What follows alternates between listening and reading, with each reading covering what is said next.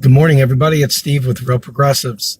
Today, I'm going to talk about something that's been going through my mind, and it's not well prepared. It's something that I've been thinking about and wanted to kind of walk through the thinking process live so you all could see and understand, some of these issues that are being tied together in what I'm about to say.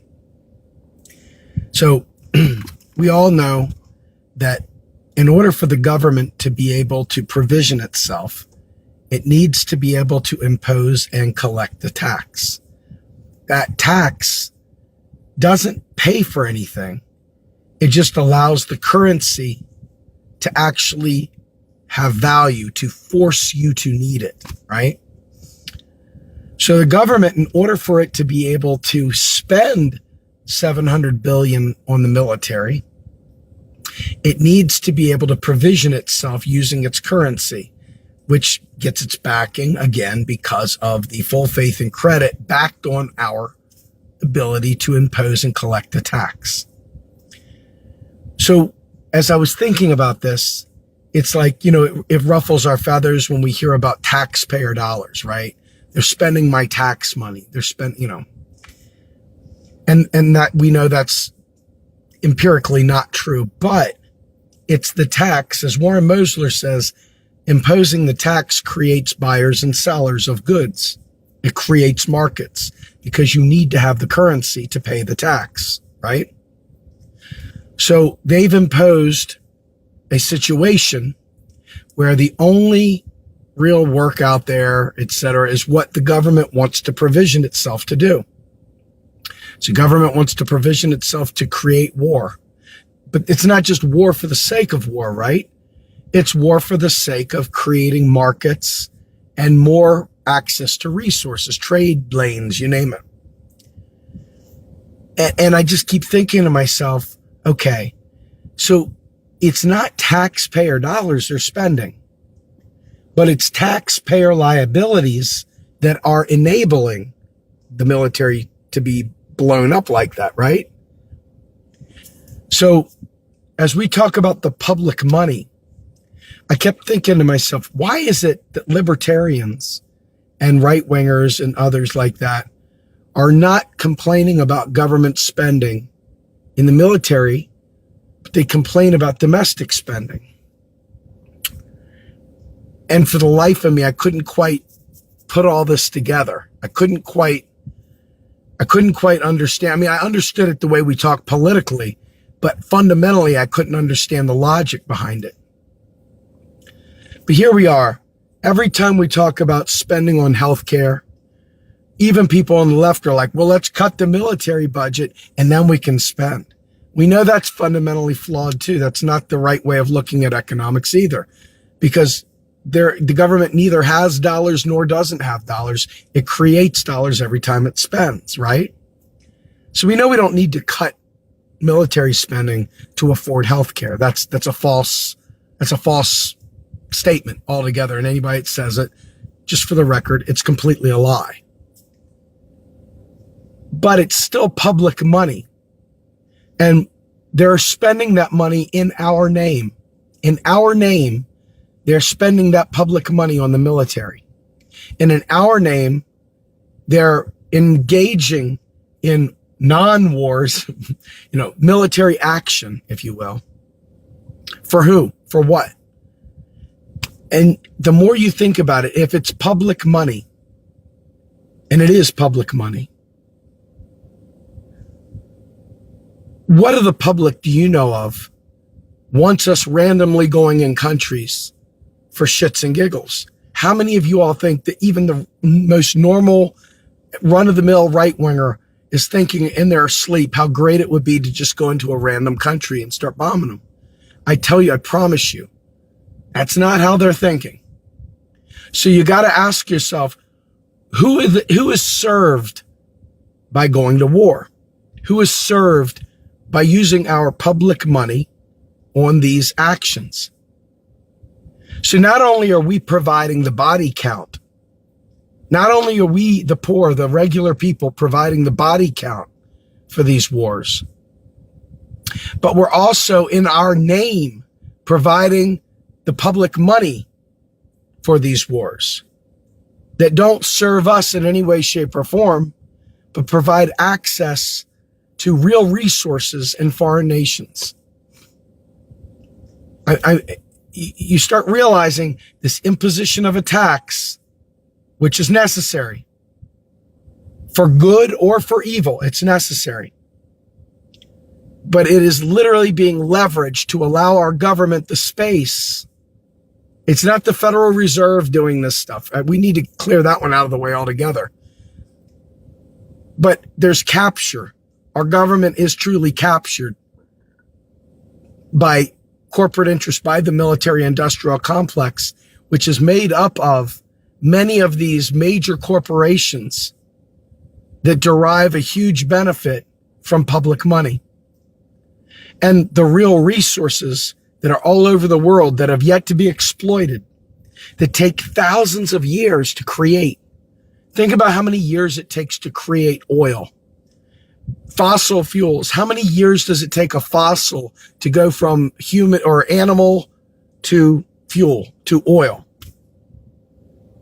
I mean, you start thinking about we're depleting something that takes thousands of years to create in a matter of tens of years. How do we ever get that back? See, this is why when we talk about running out of money, this is why when we talk about the government being broke, it makes no sense. The real bankruptcy is in the real resources that are being unearthed that'll take another 1,000 years. That'll take another 1,000 years to recreate. Will we even be around for it? And I just keep thinking to myself, if people could get the economics right, if people could stop talking about raising taxes to pay for stuff, if they could mentally divorce themselves of that, and we could really put the focus on the programs we want, instead of focusing on the things we don't want. Because right now, the reason why the military is even in play is because renewable energy over here, which is what we want, isn't readily available. But the government itself being captured by big corporations, it literally is taking all of the GDP, all of the productive capacity of our nation. And instead of putting our labor and our thought and our hearts and minds and our families, etc., into building sustainable communities and into educating our people and into making life a little bit better, they make life a little bit harder so that we don't have many options. The less options we have, the more in control they are of what we do. So it's like the illusion of choice in what we do for a living, the illusion of choice or the illusion of freedom, when in reality, we have this imposition of a tax that forces us to get work, that they purposely withhold. They purposely scale back so that they can guide the herd where they want the herd.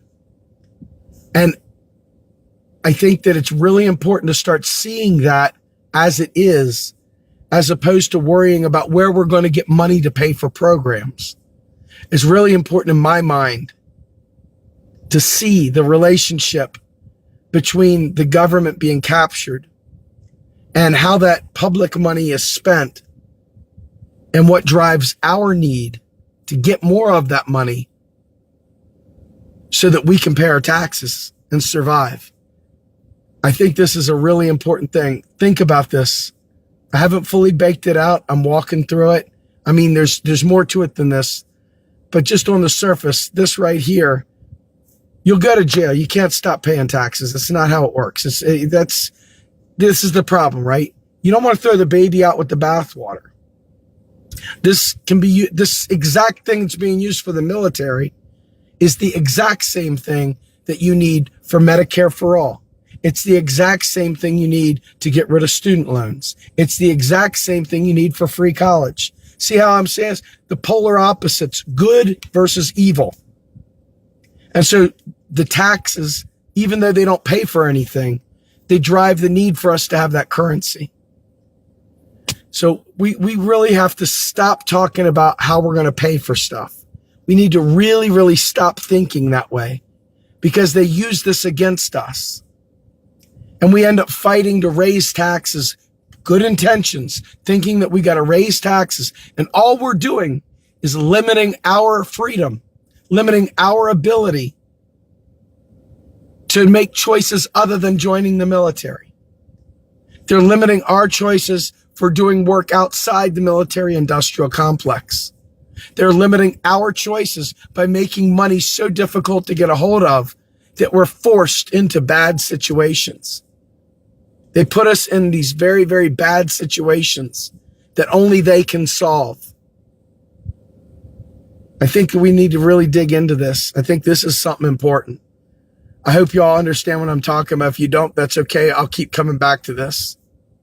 Why do they lie about taxes? Because that's what we've always believed. That's the household budget analogy. People believe, hey, I'm running out of money. How can the government have more money? When the government creates the dollar, it's a currency issuer. So they use that because that's what you believe. And because that's what you believe, why in the world would they change it? It's a shame, isn't it? Our ignorance is their tool against us. And that's how they keep us there. So sales tax is, anyway, I'm not going to get into all that. I just want to talk about the fact that ultimately we as a people need to understand that our taxes neither pay for Social Security, Ted Affy, nor do they pay for military spending, nor do they pay for free college or anything else. Our taxes are merely there to drive the need for that currency. And as long as we need that currency, the government can spend on what it wants, and depends on who has access to the power levers to demand which way that tax money, as you all say, but reality, public money is spent. And so I think it's important that we start understanding, stop the bullshit about raising taxes to pay for stuff, and start really, really focusing on capturing our government back so that it serves us once again. Anyway, that's my ramble for the day. If I think of more, maybe I'll come back on later to finish this up. Have a great day, everybody. Hopefully this was interesting.